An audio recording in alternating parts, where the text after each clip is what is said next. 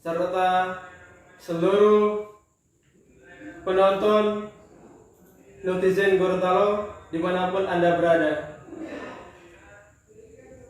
Saya Hendra Budiono sebagai host malam ini yang akan memandu ngaji live bersama Romo Samsi Pomalingo bersama netizen Gorontalo. Tema yang kami angkat malam ini adalah fenomena hijrah di kalangan kaum milenial. Ini tema yang sangat dinantikan khususnya para kaum milenial, Romo. Mungkin kalau pakai pendekatan usia mungkin 40 tahun ke bawah ya, kaum milenial ini. Itu salah satu ukurannya mungkin. Tetapi di sini ini menarik. Hijrah tapi kok milenial? Apakah dikatakan dia sebagai milenial kalau dia sudah hijrah? Gitu. Atau kalau dia tidak hijrah dia tidak milenial? Nah, ini menarik, Romo. Apalagi ini para mahasiswa kita, Romo, di seputaran Gorontalo, ini sangat tertarik dengan tema tersebut. Apa sih ukuran dari milenial tersebut? Dan bagaimana gambaran dari para kaum milenial? Sehingga di sini sudah banyak pertanyaan, tetapi di sini sebelum masuk pada pertanyaan, saya akan serahkan kepada Romo. Mohon kepada seluruh pemirsa, apabila Anda punya pertanyaan, silakan cantumkan di kolom komentar kami. Silakan ya. Nanti insya Allah setelah selesai pemberian ngaji pertama oleh Romo, kita akan buka juga pertanyaan sesi pertama. Insya Allah setiap sesi 3 pertanyaan. Jadi Anda di rumah silakan nikmati kopi Anda, nikmati kue Anda sambil kita ngaji bersama dari studio netizen Gorontalo. Kepada Ustadz Romo Samsi Pomalingo, saya persilahkan. Bismillahirrahmanirrahim. Baik. Bismillahirrahmanirrahim. Alhamdulillahirabbil alamin.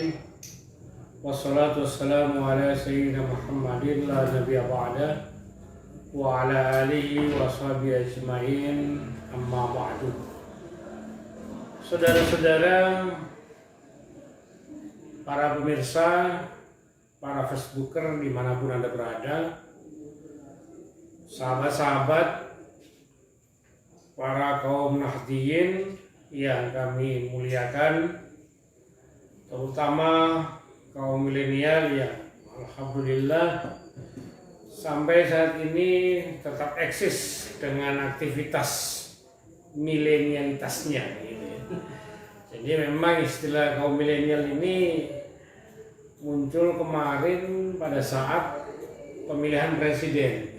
Jadi ada istilah kaum milenial yang mendukung si A. Mulai kemudian kata milenial ini dikenal orang. Biasanya penyebutan itu adalah kaum pemuda atau kaum muda-mudi ya. Nah, sekarang lebih trennya disebut kaum milenial. Alhamdulillah pada malam ini saya akan mengulas soal fenomena hijrah di kalangan kaum milenial. Kenapa? Apakah hijrah itu hanya identik terhadap kaum milenial, yang tua-tua tidak identik dengan hijrah? Karena hijrah ini paling banyak itu dilakukan oleh anak-anak muda kita sekarang atau kaum milenial itu sendiri.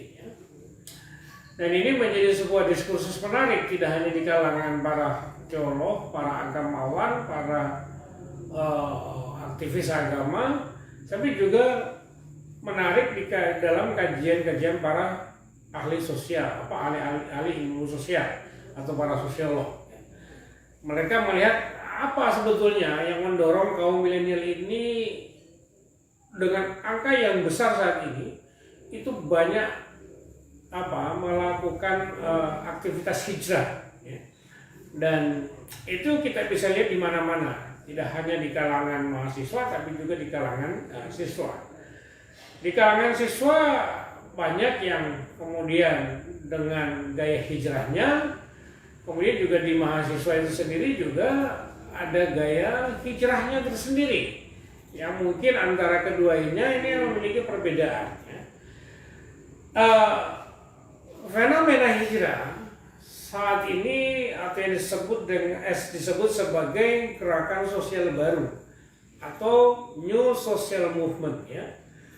Jadi hijrah itu sendiri sebetulnya pernah terjadi di masa Rasul ya. Dan tapi hijrahnya beda dengan sekarang. Kalau dulu itu sahabat-sahabat orang-orang terdahulu yang kemudian memerangi Nabi, kemudian mereka mendapatkan hidayah, kemudian hijrah. Dan itu usianya tidak pada usia milenial, tapi yang sudah berusia di atas 40 ke atas ya. Dan beda dengan sekarang, hijrah itu lebih didominasi oleh kelompok-kelompok atau kaum milenial atau kaum muda-mudi atau kaum pemuda yang kemudian dominan dalam new social movement ini atau gerakan sosial baru. Gerakan ini sebetulnya muncul itu karena respon terhadap berbagai kondisi yang terjadi di tengah-tengah masyarakat kita. Jadi apakah itu karena persoalan politik, persoalan ekonomi, persoalan pendidikan, persoalan budaya, atau yang lebih dekat adalah persoalan agama. Dan itu begitu sangat masif gerakan baru ini, gerakan sosial baru ini. Karena kita lihat sekarang itu banyak sekali orang-orang yang dengan identitas hijrahnya, hijrah dengan pola-pola perilaku, pakaian dan sebagainya, itu yang kemudian menandakan bahwa ini orang masuk dalam kategorisasi itu kaum milenial yang hijrah. Imam Abu Daud dalam riwayatnya menekankan bahwa hijrah itu adalah proses ya, yang bertujuan untuk mendekatkan diri kepada Allah Subhanahu wa taala atau taqarrub ila Allah. Jadi karena dia sebuah proses, maka dia mengalami hiruk pikuk, mengalami benturan yang begitu sangat kompleks dan begitu sangat tinggi godaannya, karena ini adalah proses bagaimana seseorang berupaya untuk mendekatkan dirinya kepada Allah Subhanahu wa taala, bagaimana ia bisa mendapatkan gelar atau predikat la'allakum tattaqun atau orang-orang bertakwa di sisi Allah Subhanahu wa taala. Olehnya kemudian hijrah ini memang tidak seperti yang dibayangkan oleh orang-orang sekarang, bahwa hijrah itu ya berpindah dari satu tempat ke tempat yang lain, atau berpindah dari satu tempat yang keadaan yang lama, situasi yang tidak memungkinkan, ke suatu keadaan yang baru atau ke dalam situasi yang memungkinkan, yang kondusif, yang baik, yang penuh kesejukan, yang penuh kedamaian, tidak hanya kedamaian keselamatan untuk jasmani, tapi juga kedamaian untuk spiritualitas atau rohani itu sendiri. Tapi para pemirsa dimanapun Anda berada, perilaku hijrah itu sendiri kemudian seakan-akan telah menghilangkan orientasi atau makna substansi asalnya. Jadi kata Imam Abu Daud adalah hijrah itu adalah sebuah proses di mana seorang hamba mendekatkan dirinya kepada Allah Subhanahu wa taala dengan melaksanakan semua perintah-perintah Allah Subhanahu wa taala, meninggalkan semua apa yang dilarang oleh Allah Subhanahu wa taala dan juga yang diperintahkan oleh Nabi dan dilarang oleh Nabi, yaitu Nabi Muhammad. Sekarang perilaku hijrah itu saya sebut tadi itu mengalami disorientasi nilai, mengalami kehilangan makna substansi dari hijrah itu sendiri ya. Misalnya hijrah itu cenderung simbolik ya. Jadi hijrah itu cenderung simbolik yang saya maksud adalah gerakan hijrah memunculkan tren fashion gitu ya. Jadi fashion itu adalah dress itu, pakaian. Kalau kita lihat misalnya di kalangan kaum muslimah itu dengan gaya hijab yang panjang lengkap dengan nikab ya bagi perempuan itu. Jadi kalau Anda lihat ada perempuan yang jilbabnya panjang, yang macam-macam, ada belahannya samping kiri kanan, ada belahannya di belakang. Ini yang kemudian oleh mereka didefinisikan sebagai sebuah fashion syar'i begitu ya. Jadi kalau yang syar'i itu yang seperti ini, jilbab panjang. Coba Anda lihat di kalangan artis ya. Terutama ini hijrah ini di kalangan artis itu begitu banyak, begitu cepat, begitu besar gitu. Kita lihat mereka yang pakai jilbab panjangnya ya mungkin kalau dibuat jilbab sampai dalam ukuran kecil bisa dapat 3 sampai 4 jilbab. Ada yang seakan-akan itu merepresentasikan bahwa ini loh, kami kaum muslimah yang sudah hijrah, meninggalkan keburukan di masa lalu dan menuju sebuah kebajikan-kebajikan yang kemudian itu bisa mendekatkan diri kepada Allah. Tapi itu tadi, hijrah seperti ini cenderung simbolik ya, lifestyle seperti yang terjadi di kalangan kaum muslimah. Di kalangan seorang muslim misalnya, hijrah itu ditandai dengan seorang itu hijrah kemudian ditandai dengan memanjangkan jenggot ya, dengan mengenakan celana di atas mata kaki atau celana jingkrak, seakan telah menunjukkan status sosialnya sebagai pemuda muslim. Jadi sama dengan tadi yang muslimah. Jadi kalau muslimah itu dia berjilbab panjang, kemudian dengan nikabnya itu kemudian mengatakan bahwa inilah kami sebagai seorang muslimah yang berpakaian syar'i begitu. Kemudian juga seorang laki-laki dengan celana jingkraknya kemudian menunjukkan bahwa itu menunjukkan status sosialnya bahwa dia sebagai seorang pemuda muslim.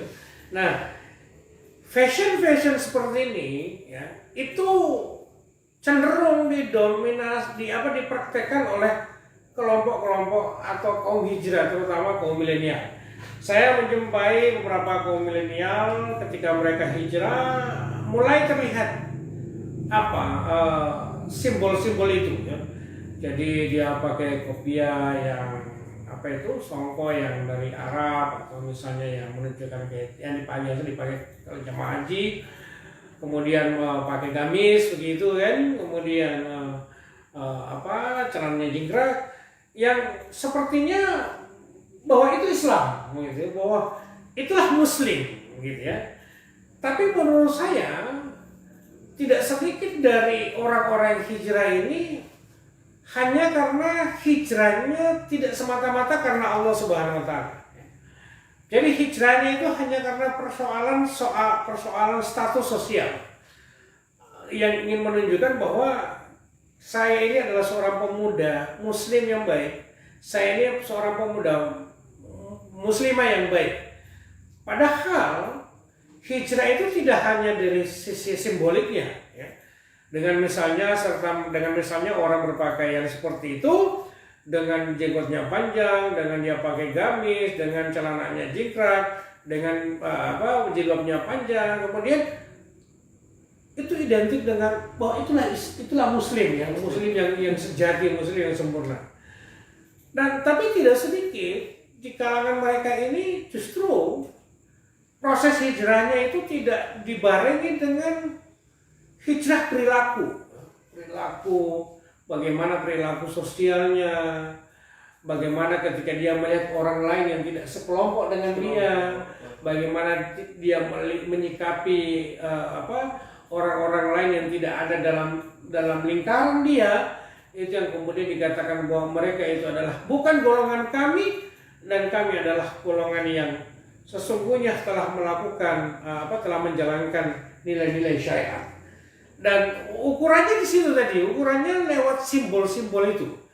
Jadi ya apa misalnya dengan gamis itu, bahwa seakan-akan dengan berpakaian gamis itu menunjukkan bahwa orang itu muslim, menunjukkan bahwa itulah Islam sejati gitu ya, itulah muslim sejati.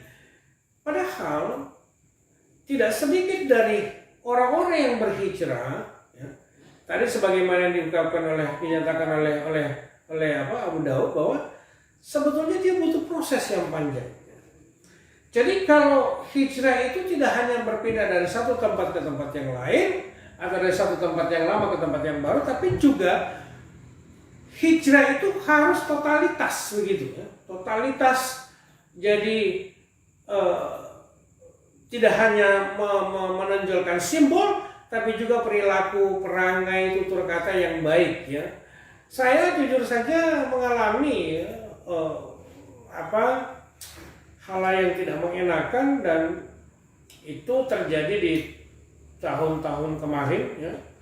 Jadi saya tahu mereka adalah orang-orang yang sudah berhijrah ya, yang katanya sudah mendapatkan hidayah dari Allah Subhanahu wa taala.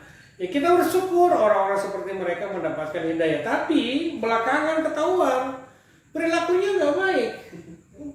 Bahasanya tidak santun, kalimatnya tidak sopan, cenderung cacian, mencaci maki kelompok yang tidak sepaham dengan mereka, cenderung mengkafirkan kelompok-kelompok yang tidak sepaham dengan mereka. Ini menunjukkan bahwa proses hijrah itu tidak dilakukan semata-mata karena Allah Subhanahu wa taala ya. Jadi itu hanya sekedar ingin meraih identitas, ingin meraih sebuah status sosial bahwa we are as Muslim, kami ini orang Muslim yang sempurna begitu, dengan simbol-simbol yang mereka gunakan. Padahal saya tekankan sekali lagi, hijrah itu tidak seperti itu ya. Jadi kalau Anda mau hijrah tidak hanya sekedar mengatakan saya sudah hijrah, saya sudah mendapatkan hidayah dari Allah, tapi perilakumu tidak menunjukkan itu, tidak menunjukkan bahwa ini orangnya baik, ini orangnya betul-betul hijrah ya. Karena apa? Kita bisa lihat misalnya di media sosial ya, kalau tidak sependapat dengan mereka itu sudah langsung diklaim kafir, ini sesat, ini orang tidak bisa dijadikan tidak boleh diikuti. Ini katanya orang yang berpaham liberal, ini orang yang berpaham sekuler. Ya. Nah, kalau kemudian itu yang terjadi, maka kesalehan yang mereka miliki itu hanyalah sebuah kesalehan material. Ya. Saya menyebutnya itu adalah kesalehan material. Kesalehan material itu hanya ditunjukkan dengan adanya simbol-simbol tadi. Misalnya pakai kaos, ayo hijrah, nah itu kesalahan material. Dia pakai gamis, celananya jingkrak, jenggotnya panjang, tapi perilakunya tidak baik. Itu kesalahan material. Apa materialnya? Jenggot, pakaian, celananya, itu materialnya. Padahal ketika seorang berhijrah, maka perubahan perilaku itu ada. Tadinya tutur katanya tidak baik, ketika dia hijrah menjadi orang yang selalu sopan santun dalam berbicara. Dia kalau berbicara itu selalu sangat hati-hati, lawan bicaranya dijaga agar dia tidak tersinggung begitu kan. Tutur katanya, kemudian perilaku sehari-harinya, dia bagaimana dengan sesama temannya, dengan masyarakat sekitar. Ini saya lihat tidak, cenderung agak keras begitu. Jadi kalau orang dilihatnya celananya tidak jingkrak, dia bilang itu orang sombong. Kalau dilihat orangnya tidak berjenggot, dia bilang itu tidak mengikuti sunnah Rasul. Nah pertanyaannya, bagaimana? Apakah semua laki-laki berjenggot? Kan tidak. Ada yang berpotensi berjenggot, ada yang tidak punya potensi berjenggot. Jadi mohon maaf, jangan terlalu kaku dalam memahami teks-teks agama atau teks-teks keagamaan. Teks agama yang saya maksud adalah Al-Quran, hadis. Teks-teks keagamaan adalah pendapat-pendapat para ulama. Kalau agak kaku, ini juga resiko sebetulnya. Resiko kaum milenial yang cenderung belajar agama itu di YouTube. Cenderung belajar agama itu lewat Google. Jadi dia search atau menggoogling bagaimana sih sebetulnya sholat itu, bagaimana sikap kita terhadap orang-orang di luar umat Islam. Maka ketika dia menemukan tulisan yang cenderung diskriminatif dan cenderung meletakkan orang-orang di luar Islam adalah kaum kafir, maka ini berbahaya. Dan kecenderungan itu ada di kelompok kaum milenial. Jadi mereka ini cenderung belajar lewat YouTube. Jadi ada laptop, kemudian mereka konekkan ke salon, ke sound system, kemudian mereka dengar. Ramai-ramai duduk di situ. Dengarkan misalnya ceramah-ceramah para ustadz di Google, di YouTube, misalnya Ustadz Adi Hidayat. Ustadz ini nggak salah, tapi yang salah ini yang kaum milenialnya. Karena apa? Karena tidak secara full, tidak secara sampai selesai menonton atau mendengarkan apa yang disampaikan oleh para ustadz itu. Dan saya lihat kecenderungan kaum milenial ini berhijrah, dan itu ngajinya di kelompok-kelompok salafi maupun wahabi. Jadi itu kesalahan material ini yang saya kira itu menjangkiti kaum milenial kita. Dengan misalnya dia menggunakan dress atau pakaian yang kemudian menunjukkan bahwa itulah Islam, saya kira tidak seperti itu. Jadi ada satu riwayat yang dikatakan yang dimana di situ ditegaskan bahwa sesungguhnya Allah itu tidak melihat kecantikan seseorang, tidak melihat bentuk rupa seseorang, tidak melihat body seseorang, tapi sebetulnya Allah melihat hati dan amal.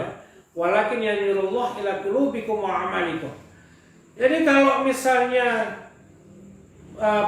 wajahnya cantik atau tampan, kemudian dia punya postur tubuh yang oke, yang fit, yang kayak binaragawan, tapi kalau kemudian tidak punya hati yang baik, tidak punya amalan-amalan yang baik, maka sebetulnya ini di hadapan Allah orang-orang yang tidak termasuk dalam golongan orang-orang baik.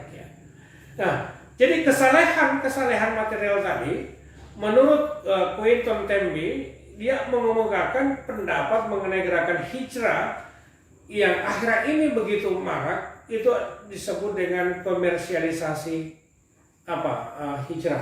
Jadi ada hijrah yang diperjualbelikan, yang dikomersilkan hanya karena persoalan itu tadi, terjebak pada hal yang simbolik. Tapi kita pahami ini, kita maklumi bersama bahwa di beberapa kalangan ini menyebut sebagai sebuah kebangkitan Islam yang marak di antara kelas menengah dan mahasiswa yang kemudian mencari ekspresi iman. Jadi dia mencari, kalau dulu istilah mencari identitas, sekarang mencari ekspresi iman. Jadi mereka tuh mengekspresikan iman lewat itu fenomena hijrah, lewat hijrah tadi. Jadi apakah kemudian dengan cara-cara seperti itu bahwa mereka bisa dikategorisasi sebagai muslim yang sejati? Dan itu tadi yang saya bilang, kaum milenial yang hijrah itu kemudian tertarik mengikuti dakwah para kaum salaf dan wahabi.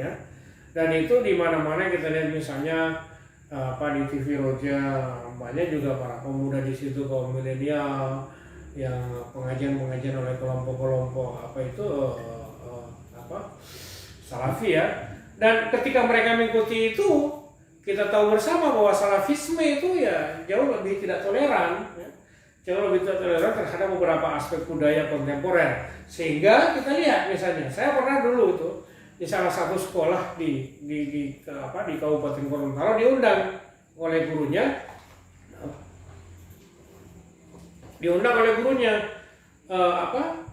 bawa materi. Jadi di SMA Ya itu ada kegiatan rohis ya. Rohis ini kan betul.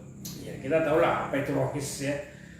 Dulu kita punya OSIS, sekarang diganti dengan rohis. Saya juga kaget liatin anak-anak SMA-nya sudah ada perubahan secara simbolik dari pakaiannya. Laki-lakinya celananya jingkrang, kemudian perempuannya sudah pakai jilbab panjang, ada yang pakai cadar.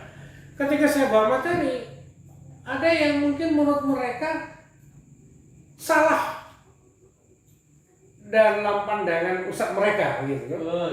Wah, saya langsung dibilang kafir, bapak sesat. Saya bilang ini keren sekali ya, anak SMA sudah Tahu mengatakan kafir. iya sudah Indikatornya mengatakan apa ini? kafir. Nggak tahu, ini indikatornya mungkin radikal ini orang-orang kayak begini ya. Dan mereka mengatakan, dan itu juga pernah ada mahasiswa saya alumni, dia datang ke saya, dia bilang, Pak, selama ini yang Bapak Ibu ajarkan ke saya dan teman-teman beberapa orang itu ternyata tidak ada manfaatnya sama sekali. Saya bilang, yang mana tidak ada manfaatnya?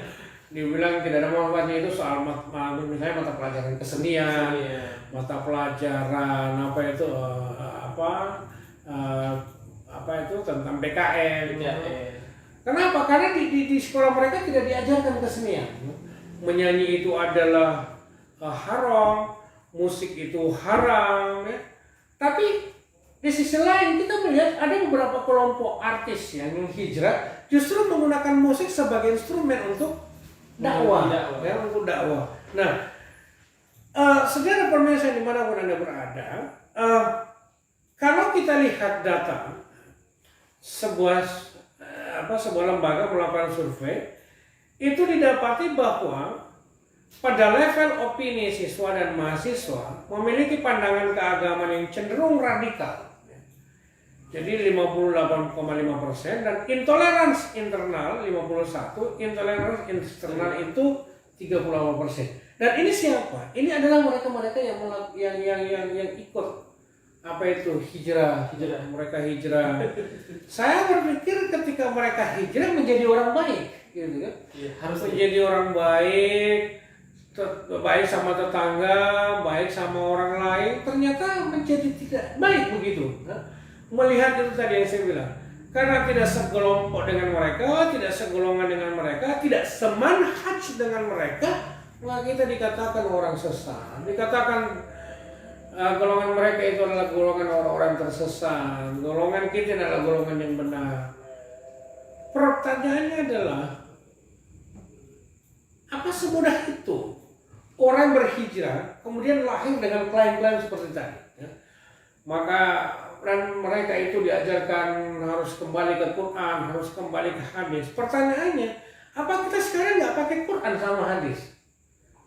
Atau kita sudah berkiblat pada kitab-kitab yang lain, kemudian ada slogan kembali ke Quran, kembali kepada hadis, ya?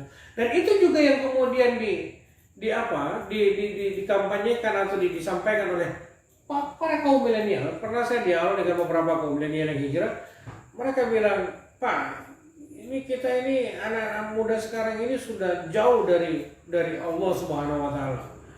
Saya tanya buktinya apa? Mereka tidak sholat.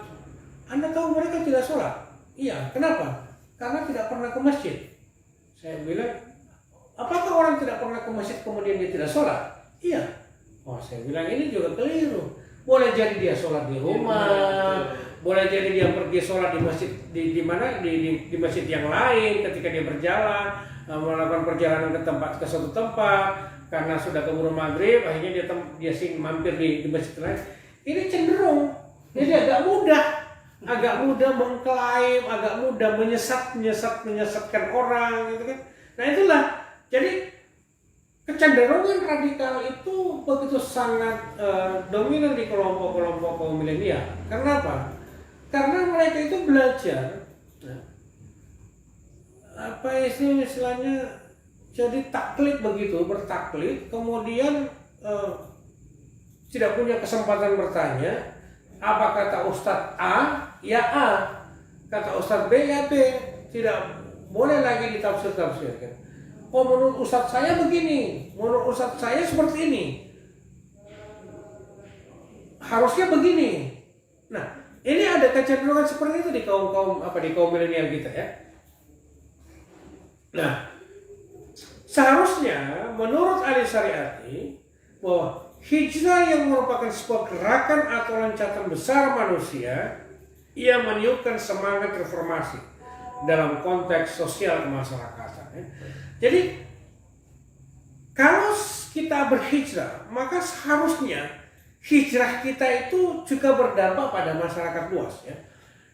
Kesalehan yang dimiliki bukan hanya kesalehan pribadi, kesalehan individu, tapi juga kesalehan sosial. Ya.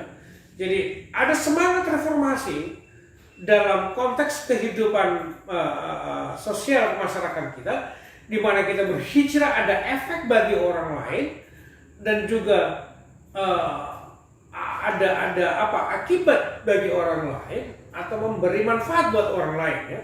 Khairun nas anfa'uhum linnas. Bukan justru ketika hijrah malah menjadi tidak baik begitu. Menjadi radikal, cenderung keras, cenderung mengkafir-kafirkan orang, cenderung tidak menyukai kelompok yang satu, cenderung melakukan kegiatan-kegiatan destruktif. Yang saya maksud adalah misalnya sering menciptakan konflik di mana-mana, dan saya kira hijrah seperti ini tidak sesuai dengan hadis Rasul. Innamal a'malu binniyat, ya kan? Wa innamal likulli imri'in ma nawa. Jadi kalau kemudian orang berhijrah, dia niatkan untuk mendekatkan diri kepada Allah, maka proses itu harus dilalui. Proses bagaimana mendekatkan diri kepada Allah. Jadi kalau ingin menjadi baik, harus baik pula dengan masyarakat lain.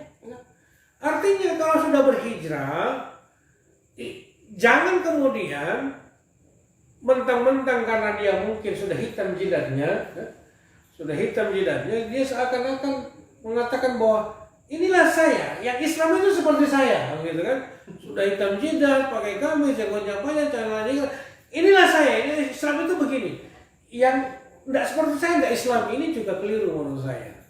Jadi, saudara-saudara, pemirsa dimanapun Anda berada, bahwa sebetulnya apa yang kita inginkan dari hijrah itu adalah bagaimana niat awal kita untuk hijrah. Kalau niat hijrahnya karena Allah Subhanahu wa Ta'ala dan Rasulnya, maka dia akan mendapatkan hijrah itu karena Allah dan Rasul. Tapi kalau dia hijrah hanya karena tadi yang saya bilang, untuk sebuah identitas, untuk sebuah status sosial, untuk sebuah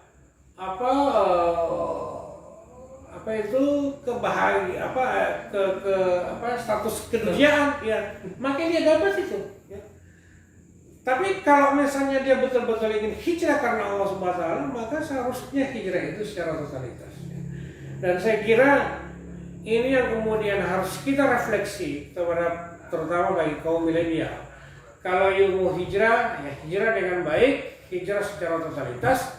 Hijrahnya jangan cuma hijrah hanya karena ada seseorang yang ingin dinikahi, di situ ada seseorang yang diincar, ya kan? Jadi kalau di hadis itu kan sebut gitu, bagi siapa yang hijrahnya karena perempuan, maka dia akan mendapatkan itu. Jadi dan dia tidak mendapatkan apa-apa dari Allah Subhanahu wa Ta'ala, tidak akan mendapatkan pahala dari Allah Subhanahu wa Ta'ala. Olehnya kita melihat kalau dia hijrahnya baik, ya, dia hijrah kemudian jadi baik, maka itu orang itu hijrahnya karena Allah Subhanahu wa Ta'ala. Saya kira itu dulu yang bisa saya sampaikan. Mungkin ada pertanyaan yang mau diajukan. Terima kasih Ustadz.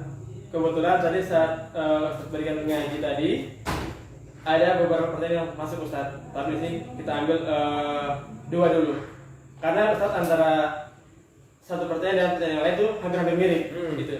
Jadi di sini saya sederhanakan. Jadi dua dulu di sesi pertama ini.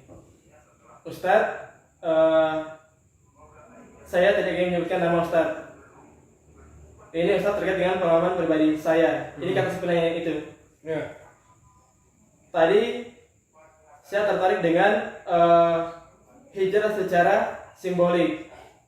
Kebetulan saya adalah insya Allah ya, orang yang istiqomah untuk melakukan sholat 5 waktu. Ini kata si penanya itu Ustaz. Tetapi ia saat di kampus ketemu dengan temannya. Dia orangnya habis sholat, saya orangnya habis sholat, tetapi dalam berpakaian saya itu biasa. Nah, dengan saya berpakaian biasa, mungkin pakai celana jeans, mungkin batik atau kemeja mungkin ya, atau mungkin pakai songkok hitam kayak gini mungkin. Itu temannya bilang, yuk kita hijrah bersama-sama. Gitu. Padahal dia pribadi itu istiqomah insya katanya. Itu. Tetapi menurut temannya dia kayaknya belum hijrah. Karena dari sisi berpakaian masih istilahnya itu milenial tadi itu. Pakai jeans, pakai batik kayak gini. Itu bagaimana menurut Ustaz? Itu pertanyaan pertama. Pertanyaan yang kedua, ini bagaimana pandangan Islam kepada hijrah itu? Karena kalau dalam pendekatan Barat, milenial adalah killing everything. Milenial itu adalah membunuh segalanya, membunuh karakter seseorang. Sehingga bagaimana Islam memandang hijrah milenial tadi itu, antara pandangan hijrah dari secara Islam dan pandangan hijrah secara milenial atau kaum kebarat-baratan itu.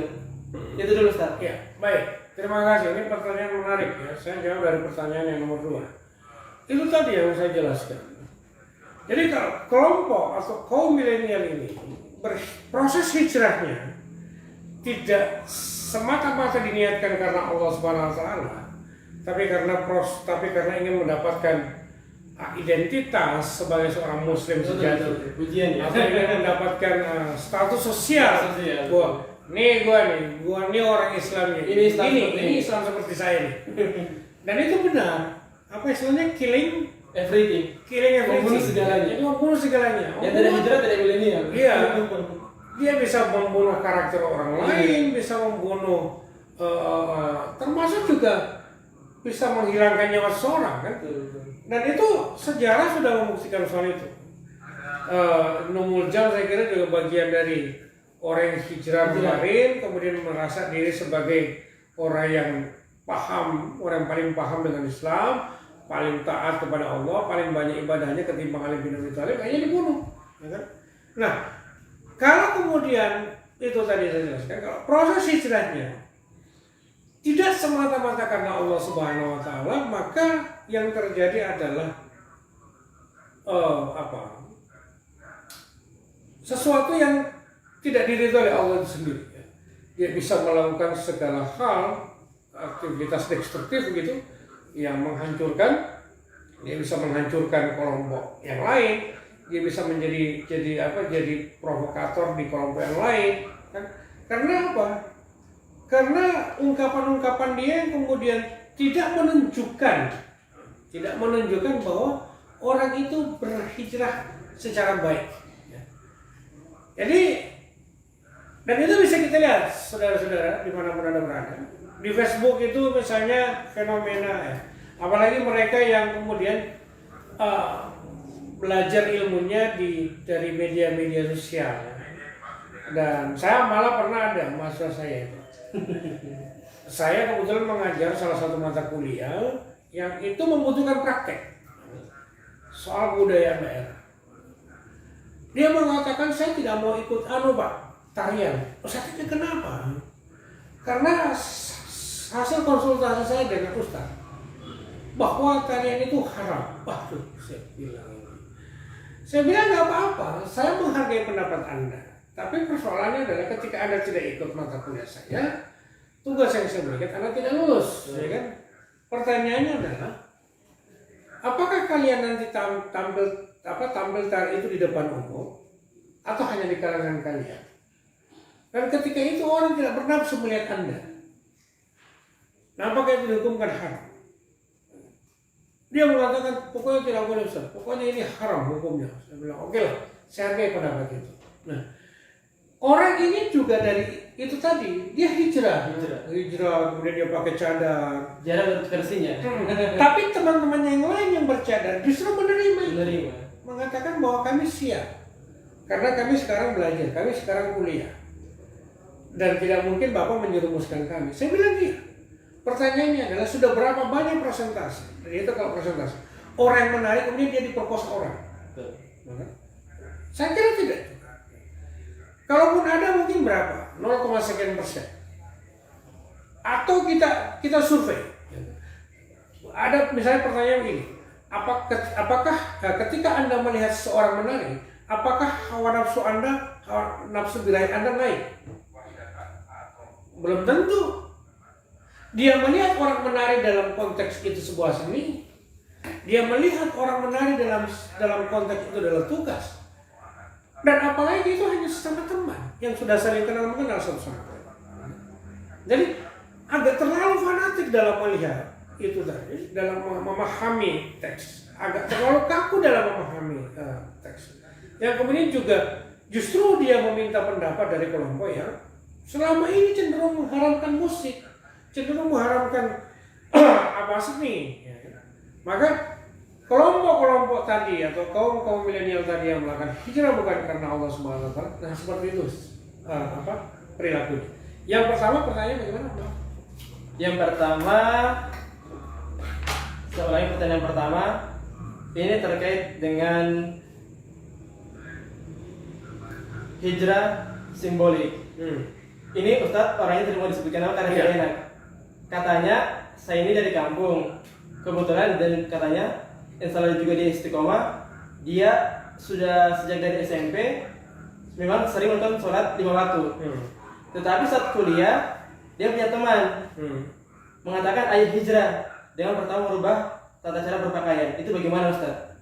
Apakah ukur hijrahnya dari pakaian atau dari tingkat keimanan, sholat dan lain-lain? Bagaimana Ustaz? Iya, jadi kalau ukuran hijrahnya dari pakaian, maka itu tadi saya bilang. Ada tidak lengkap kalau tidak pakai baju muslim gitu? Ya, itu simbolik.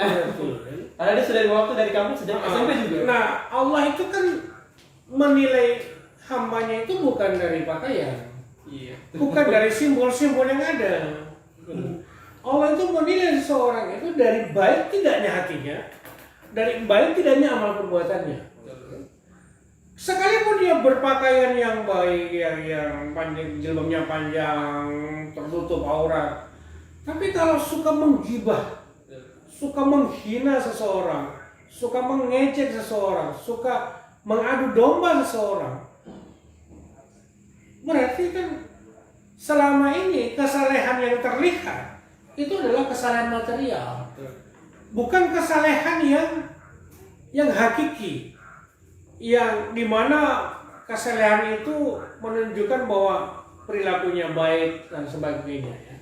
Jadi ya kalau Anda istiqomah itu juga baik, tapi saya ingatkan hijrah tidak boleh hanya karena sebuah identitas. Tidak boleh hijrahnya dilakukan hanya karena status sosial. Tidak boleh hijrahnya karena hanya ingin dilihat atau hanya ingin memperlihatkan kepada orang lain bahwa yang Islam itu seperti saya. Tapi perilakunya tidak baik. Maka hati-hati. Sudah lama dari kampung dia istiqomah dengan hijrahnya, ya kan, dengan tetap sholat 5 waktu dan sebagainya. Begitu tiba dia di kota, karena melihat sebuah gambaran yang tidak biasa terjadi di kampung, tiba-tiba pandangannya berubah. Ini kok di kampung ini ada yang di kota ini ada yang pakai cadar haram, kan? Neraka. Mereka itu adalah orang-orang pengumbar aurat. Ntar dulu. Tapi juga di kalangan kita ini kan cenderung menjustis bahwa orang-orang seperti mereka itu ya orang-orang rendahan, orang-orang yang tidak dipandang oleh Allah Subhanahu wa taala ketika di akhirat nanti. Saya kira hal seperti itu sangat-sangat keliru ya. Saya kira itu untuk pertanyaan yang kedua. Terima kasih. Ada lagi Ustaz pertanyaan berikutnya. Ini juga sama Ustaz. Kayaknya untuk penanya malam ini kayaknya malu menyebutkan nama, tapi tidak apa-apa. Boleh. Ustaz, pertanyaan saya adalah saya punya teman sekelas satu kampus dan dia sering mereferensikan Ustadz menurut versinya dia. Nah, sementara yang saya dengar dari Ustadz yang ia referensikan tersebut itu ceramahnya agak keras. Ketika disuruh lakukan A dan tidak dilakukan itu katanya kafir, bid'ah. Itu bagaimana Ustaz? Hanya mereferensikan Ustaz menurut versinya. Yang di luar dari Ustaz tersebut berarti bukan bagian dari golongan dan itu pasti kafir. Itu menurut mereka Ustaz. Itu bagaimana kira-kira? Baik, saudara-saudara dimanapun Anda berada, penanya yang saya hormati, saya Tidak mau disebutkan nama, Ustaz. tidak mau disebutkan namanya. Ini juga menjadi penyakit di kalangan kita ya. Jadi penyakit ini kalau terutama bagi kelompok bagi kaum milenial ini yang sudah hijrah. Jadi kalau misalnya kita rekomendasikan yang bukan ustadz mereka itu ditolak. Iya, seperti itu. Ditolak. Karena apa? Karena juga sudah didoktrin. Iya. Jangan pernah menerima ilmu dari orang yang tidak semanhaj dengan kita. Malah ada yang kacau. Bagi orang yang menikah tidak semanhaj, itu katanya batal, itu tidak sah. Ini juga repot, ya kan? Apakah ukurannya harus semanhaj? Jadi kalau misalnya begitu orang NU tidak bisa menikahi orang Muhammadiyah. Orang Muhammadiyah nggak bisa nikahi orang NU. Orang NU nggak bisa nikah sama Serikat Islam. Kan? Orang NU nggak bisa nikah sama Salafi. Ya, kalau itu mungkin wajar. Orang NU nggak bisa nikah sama Salafi karena ya sudah tahulah seperti apa mereka. Wahabi juga nggak boleh. Kalau Anda misalnya sahabat ini mau nikah sama Wahabi, wah juga kacau juga nanti ya. Hari ini Anda bicara Islam Nusantara, besok-besok kalau kayak mereka Islam Nusantara itu kafir. Benar. Ini sering terjadi di kampus ini. Iya, jadi saya ingatkan juga kepada Anda, jangan juga terlalu fanatik terhadap salah satu ustaz. Kalau ustaz itu nggak semanhas, nggak dari kita ditolak. Ingat saudara, kita tidak dilarang untuk menerima kebaikan dari seseorang sekalipun itu dari mulut seekor anjing. Selama itu kebajikan kita terima. Belum tentu juga bahwa kebajikan itu ada pada ustaz Anda. Belum tentu bahwa ustaz Anda juga itu adalah orang yang baik, yang kemudian Anda harus bertahan dengan pendapatnya dan mengaminkan semua pendapatnya, atau menjadikan dia sebagai rujukan dalam segala hal, dalam persoalan-persoalan hukum. Karena tidak sedikit juga dari kita ada ustadz-ustadz yang punya ilmunya yang bagus ya, bahwasanya lebih bersahabat, bahwasanya lebih mengedepankan kemanusiaan ya. Walaupun malah ya Imam Syafi'i kan mengatakan kalau Anda menemukan ketidakbenaran dalam mazhabku, silakan Anda memilih mazhab imam lain. Ini kita kok tidak? Anda tidak boleh ngaji di tempat si A, Anda tidak boleh ngaji di tempat si B, Anda harus ngaji di tempat saya. Ya. Ini juga terlalu sombong dari sisi keilmuan, ya. Terlalu congkak begitu dalam hal status. Padahal di kalangan kita ini pada siapa saja kita bisa belajar. Ya. Dan kita jangan terlalu banyak merendahkan orang lain dari sisi pengetahuan. Tidak boleh terlalu mengagung-agungkan diri kita bahwa kita yang lebih paham tentang Islam, bahwa kita lebih Islami dibanding orang lain. Saya kira itu. Terima kasih Ustadz. Ini pertanyaan terakhir Ustadz, dan kalau bisa langsung disimpulkan sebab ini sudah 1,5 jam kita ngaji. Tidak terasa. Untuk seluruh penanya mohon maaf karena kita dibatasi dengan waktu, banyak yang pertanyaan tapi kita harus seleksi sebab dibatasi dengan waktu. Tetapi juga di sini pertanyaannya banyak hampir sama Ustaz. Nah, ini Ustaz pertanyaan terakhir sama juga, tidak mau disebutkan nama juga. Ini agak malu-malu ini, saya bicara milenial ini. Saya curiga nih mulai. Bisa jadi ini milenial ini karena dia malu-malu, bukan yang milenial karena dia malu-malu. Oke, terakhir Ustaz. Apakah ada sanksi atau apresiasi? Ini pertanyaan sangat luas ini Ustaz pertanyaannya. Apakah ada sanksi atau apresiasi orang yang sedang hijrah? Baik. Eh, hijrah saya kira menjadi sesuatu yang wajib. Dalam arti begini, kalau Anda tidak baik, jadilah orang baik. Itu hijrah namanya, kan? Berarti itu apresiasi. Iya, dan itu apresiasi. Dan kita harus apresiasi. Iya. Masa Anda tidak mau jadi orang baik, ya kan? Tapi ketika Anda tidak mau bergerak dari satu tempat yang tidak baik ke tempat yang baik, maka ada sanksi. Sanksinya apa? Ya dosa, ya kan? Misalnya Anda selama ini terlibat dalam aktivitas maksiat, gitu. Ya kalau anda terus di situ berarti Anda sedang memproduksi dosa. Kan? Tapi kalau Anda kemudian pindah dari tempat itu, berhenti dan kemudian tobat, nah itu baru hijrah yang benar. Tobat, tapi tidak mau melakukan apa lagi, tidak melakukan kesalahan di masa lalu. Dan saya kira kalau hijrah juga jangan hijrah barengan dengan nama. Kan?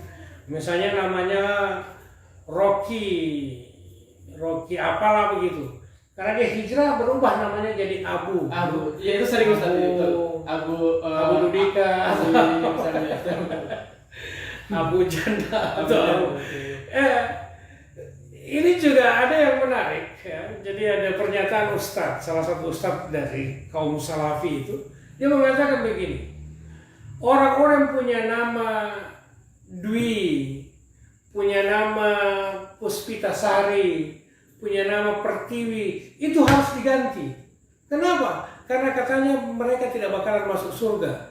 Saya bilang ini juga lucu, kan ada ustadz gelar doktor, ya kan, doktornya juga di luar negeri, di Timur Tengah, tapi begitu pendapatnya. Jadi kalau hijrah juga namanya, misalnya Rocky, hijrah harus jadi siapa? Misalnya Ibrahim atau karena makanya tanya tadi. Jadi kalau kita yang punya nama, misalnya Michael, punya nama Jeffrey, punya nama apa misalnya, itu katanya harus diganti. Karena apa? Karena tidak bakalan masuk surga. Pertanyaannya adalah, apakah nama menjadi prasyarat orang masuk surga? Ini di orang disampaikan oleh seorang bergelar doktor, ya, katanya yang paham betul tentang, justru menunjukkan ketidakpahamannya terhadap agama itu sendiri, menunjukkan ketidakpahamannya terhadap Islam. Ya. Olehnya saya juga heran, misalnya ada yang orang-orang masuk Islam itu kemudian tadinya namanya Michael dirubah menjadi Ibrahim apa begitu. Sudahlah, apalah arti sebuah nama. Ya. Jadi Tuhan tidak akan bertanya mana yang namanya Rocky keluar dari barisan Nabi Muhammad, keluar dari barisan Muhammad, Anda nggak masuk surga. Ini juga salah saya kira. Kan? Artinya nama tidak ada hubungannya dengan surga, nama tidak ada hubungannya dengan neraka, gitu kan? Walaupun namanya misalnya dia punya nama Yasin, punya nama Hasan, punya nama Ibrahim, tapi kalau tiap malam kurang jaga angka dari God, nah itu juga kan tidak baik. Atau dia punya nama Abu ini, Abu itu, Abuan dan sebagainya, tapi suka menghina, suka menggibah, suka mengejek orang lain, suka mengkafirkan orang lain, saya kira juga sama. Jadi kesimpulannya adalah hijrah harus betul-betul dilakukan secara totalitas, tidak hanya sekedar memperlihatkan simbol-simbol pakaian, tapi juga perilaku kita harus baik, bahasa tutur kata kita harus sopan, perilaku kita harus menunjukkan orang lain tidak tersakiti dengan itu. Ya. Tapi kalau kemudian berhijrah, tapi hanya sekedar hijrah simbolik, perilakunya tetap suka menghina orang, mengejek orang, mengkafir-kafirkan orang, membeda-bedakan orang, itu berarti orangnya belum hijrah atau orang yang belum mendapatkan hidayah dari Allah Subhanahu wa taala. Saya kira itu. Jika ada yang salah, itu semata-mata dari saya mohon maaf. Jika ada yang merasa tersinggung, saya juga minta maaf. Tapi terutama kaum milenial, mari kita belajarlah kepada orang yang sangat keilmuannya jelas, bukan belajar sama kiai YouTube, sama kiai Google, atau belajar kepada orang-orang yang selama ini suka mengkafir-kafirkan orang, suka membeda-bedakan nama orang lain. Kita siap menerima Anda, belajar dengan baik, dan saya berharap kita mari menjadi Islam yang rahmatan lil alamin. Itu saja dari saya. Wallahul muwaffiq ila aqwamit thoriq. Assalamualaikum warahmatullahi wabarakatuh. Waalaikumsalam warahmatullahi wabarakatuh. Terima kasih Ustadz atas ngajinya malam ini. Dan untuk seluruh pemirsa mohon maaf ya, sekali lagi saya ulangi bahwa tidak semua pertanyaan masuk bisa